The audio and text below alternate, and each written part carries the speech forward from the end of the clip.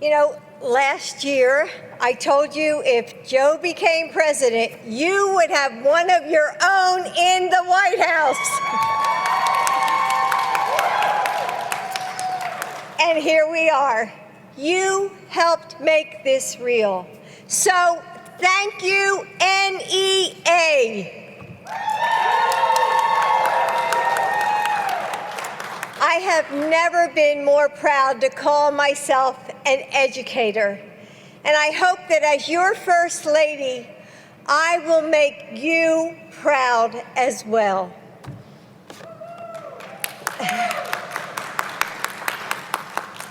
When the world as we knew it shut down last year, people across this country wondered, how will we keep our children learning?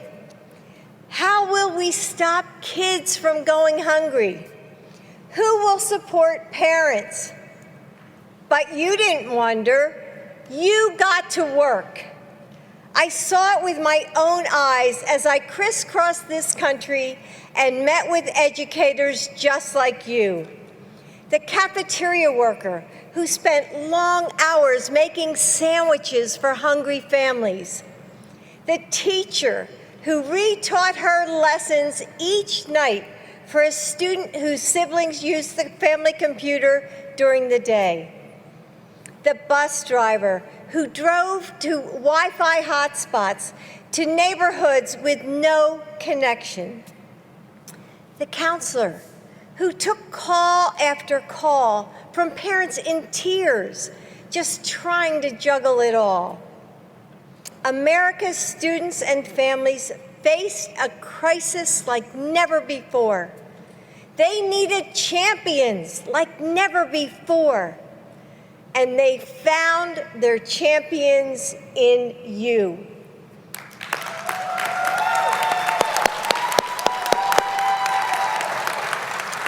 You pushed through the chaos and adapted overnight. You met families where they were and reimagined what a classroom could be. You spoke out for safely reopening schools and more student support. You carried families through the darkest year in modern history with patience, compassion, and care. And you did it all while you worried about your own family's health and education and safety. With all of my heart, and on behalf of millions of students and families, thank you for being the heroes we needed. Thank you for answering this call. And now, it's my great pleasure to introduce someone who makes us all proud, our union president, Becky Pringle.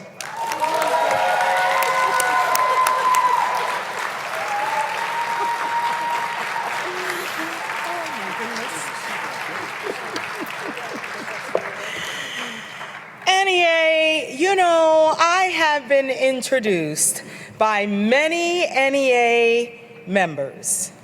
But how cool is it that I was just introduced by an NEA member who just happens to be the First Lady of the United States of America. Oh, thank you so much, Dr. Jill.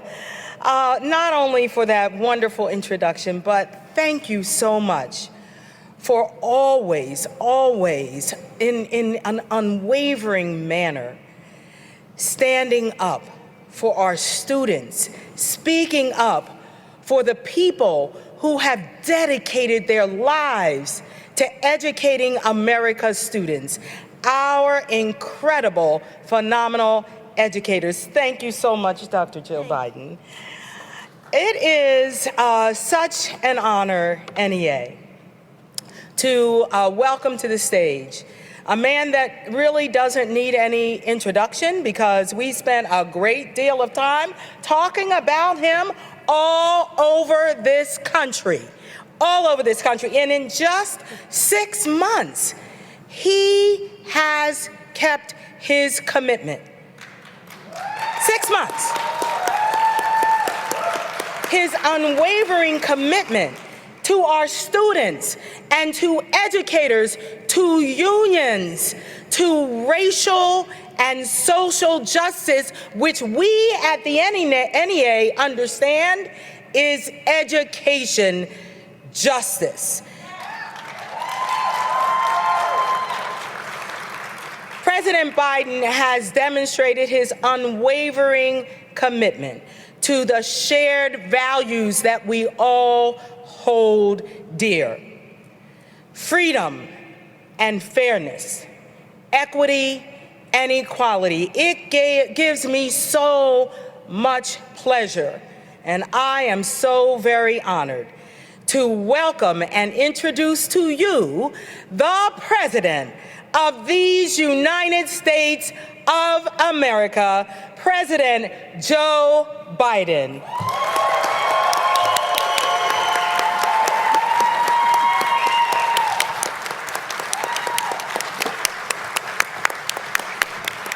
Hello, everyone.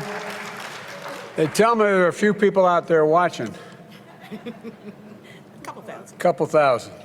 But look, before I begin my formal comments, as Jill and your president spoke, it reminded me of two things.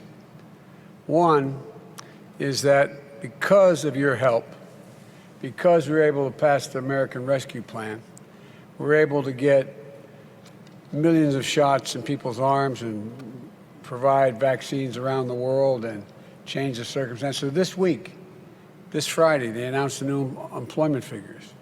Another 800 and some thousand jobs created this week. We've now created more jobs since you got me sworn in than any president in American history in the same time frame. We are in a situation where we are doing things that I think are going to fundamentally change the trajectory of this country. I told you a long time ago, it's not just the NEA and unions, it's about building America from the middle up and the middle out, not trickling down. There's a lot we can do, a lot more we can do. And folks, you know, the projected growth rate before we started, I just was doing this earlier this morning, was to be half of what it is now. It's expected to be over 7.2%. The economy is going to grow this year. That means thousands and thousands and thousands and millions of jobs, and we're just getting started. So I want to thank you, Madam President, and congratulate you on your first representative assembly of the NEA. Thank you.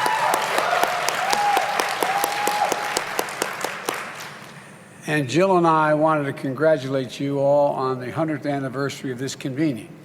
And notwithstanding rumors, I was not at the first convening. The NEA is one of America's indispensable organizations. I'm not just saying that because the First Lady's a member. And by the way, I noticed that I knew what all you all were going through.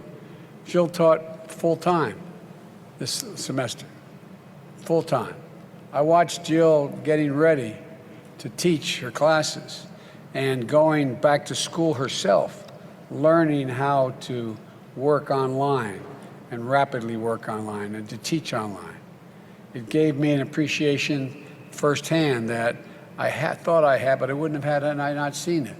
And then going out and teaching. She was working 4 or 5 hours a day getting ready to teach, putting her lesson plans together, a different way.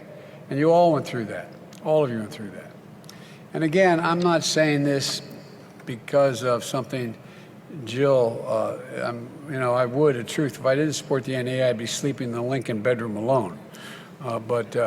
And that's not where we sleep. We don't sleep in the Lincoln bedroom. I'd be sent down to it. But, you know, look, as Jill always says, teaching is not what she does, it's who she is. It's who all of you are. Our children are the kite strings upon which our national ambitions are lifted aloft. And your profession helps them believe they can do anything. For that and so much more, we just wanted to thank you. Thank you all for what you do and what you continue to do. And President Pringle, you and I have something in common. We both took our current roles at a time of incredible challenge and incredible opportunity.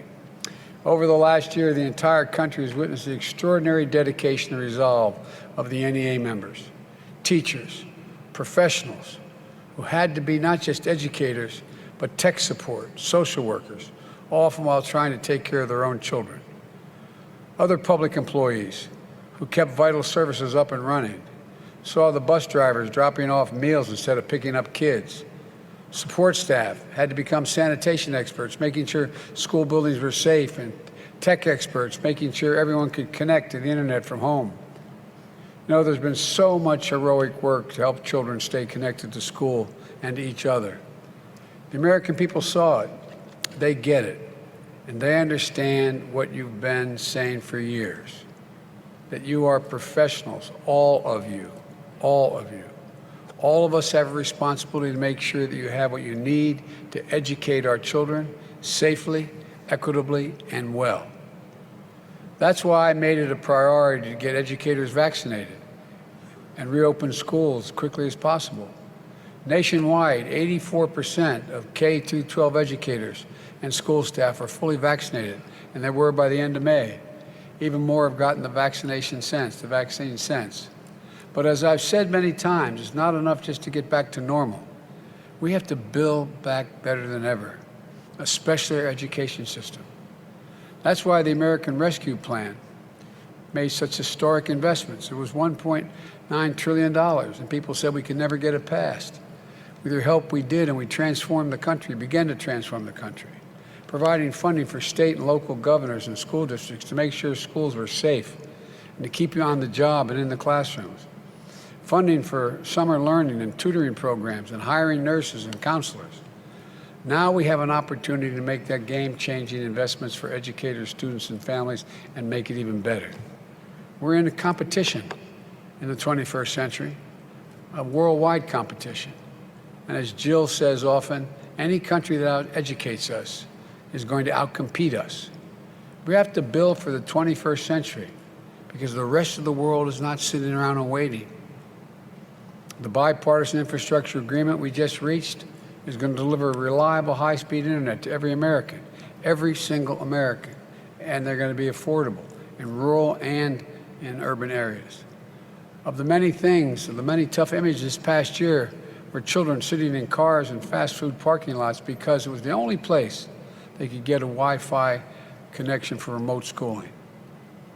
If we didn't know it before, we do now.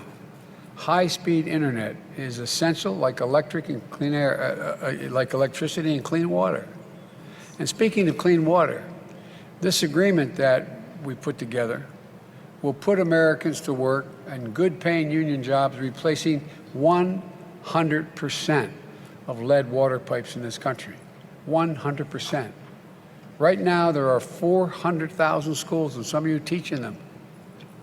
400,000 schools and child care centers with lead pipes. We know even that low levels of lead can cause behavioral and learning problems in children, impairing their growth. This deal contains the largest investment in clean drinking water in American history. It would end the threat of lead contaminated water once and for all.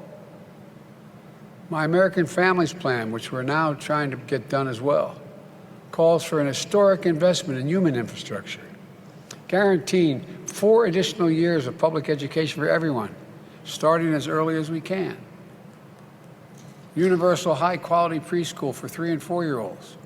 And all the data shows how that increases their prospect no matter what environment they come from to do better and make it through school.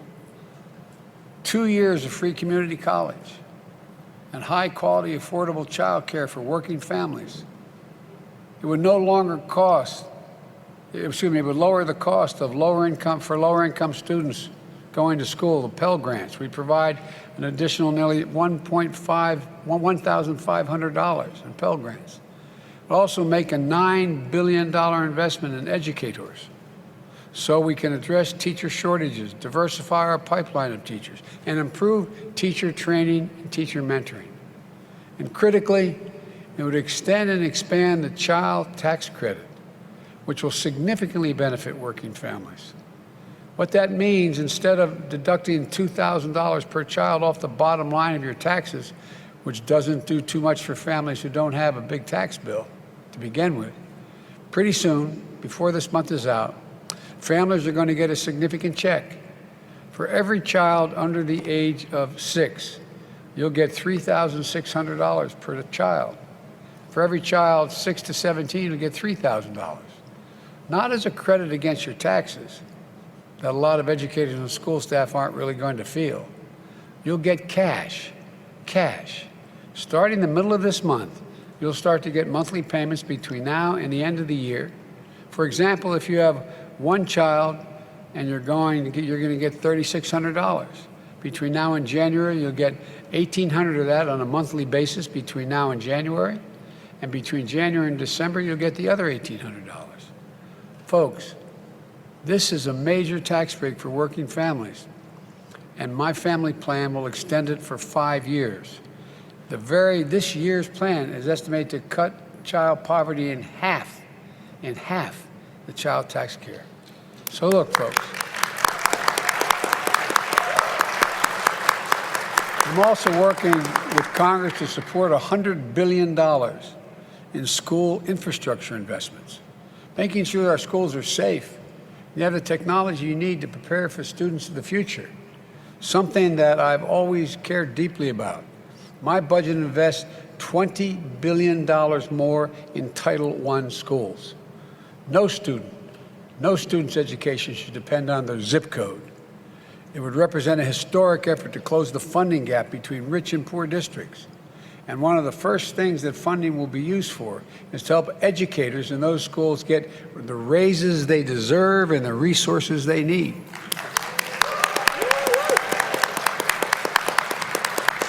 And by the way, if I note, this isn't just, it's not trying to be nice.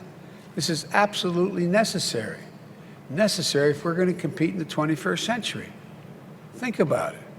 The idea that we have a large portion of our student population living in zip codes where they cannot afford the kind of education and can't pay the teachers enough in those schools to educate them, it makes no sense.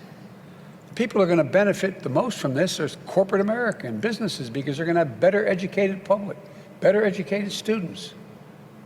Your union and teachers' protests across the country made it clear that you deserve more than praise.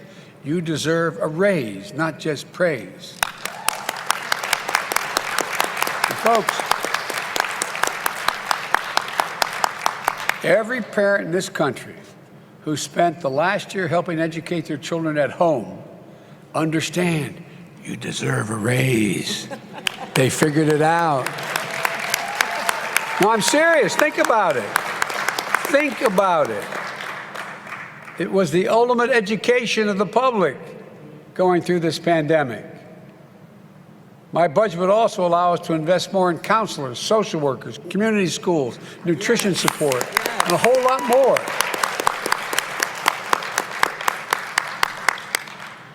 I have a lot more to say, but I'm going to get the hook from Jill if I keep talking. So let me close with this. On Sunday, we'll celebrate our independence as a nation, as well as our progress against the virus. In the days ahead, we have a chance to make another beginning, the beginning of a stronger, fair education system. But it can't be done. It can't be done with you. We can't do it alone. We need to keep getting the word out about the opportunity that lies ahead for us. So let's make this happen together.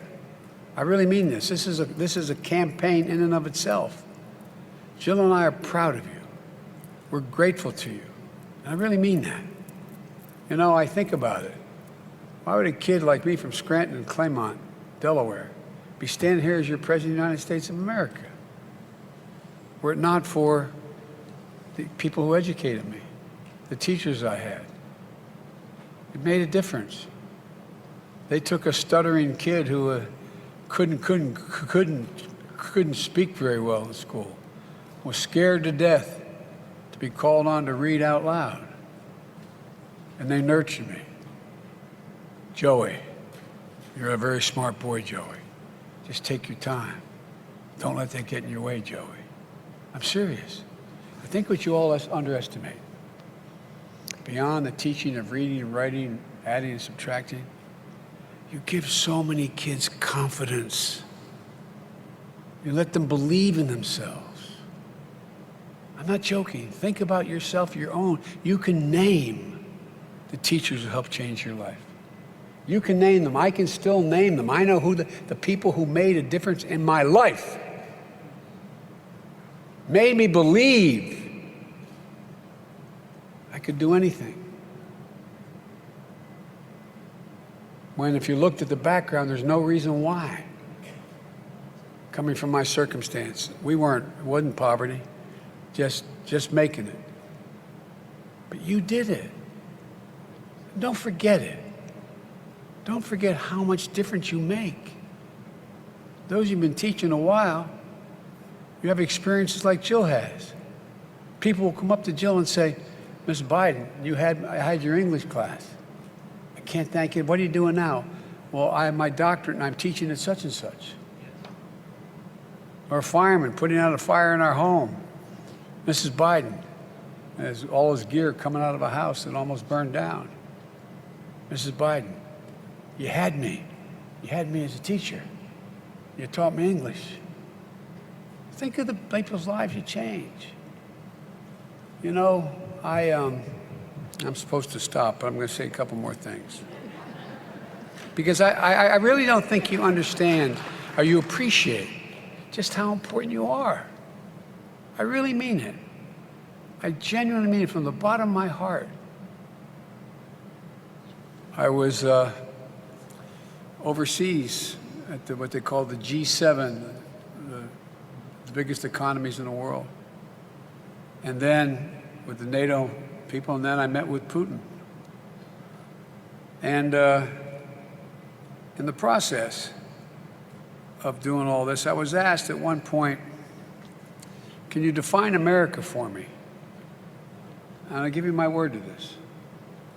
I said yes, and I believe this. And I repeated it again today as I swore in new citizens, young people in the White House. I said, I can define America, and I mean it from the bottom of my heart, in one word: possibilities. It's the only nation in the world where we think we can do anything. Now, why do we think that? Not a joke. Why do we think that? Why do we think anything's possible? It's not just the system. It's the people who look out for us. I've said 100 times,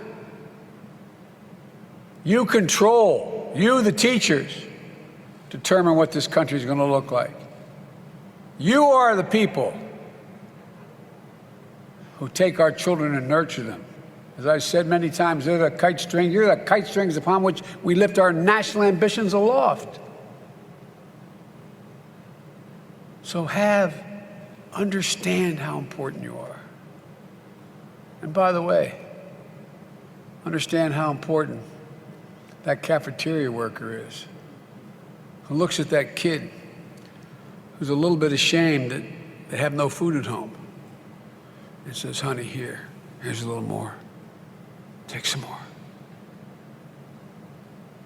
Or packs a little bag without telling them after they have lunch and slips it to them. You provide their dignity. You give them dignity.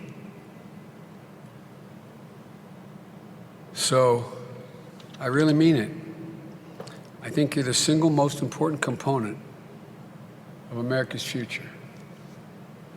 So don't give up on yourselves. And I know you won't. Don't give up on these kids. Give them hope. Make them believe in themselves.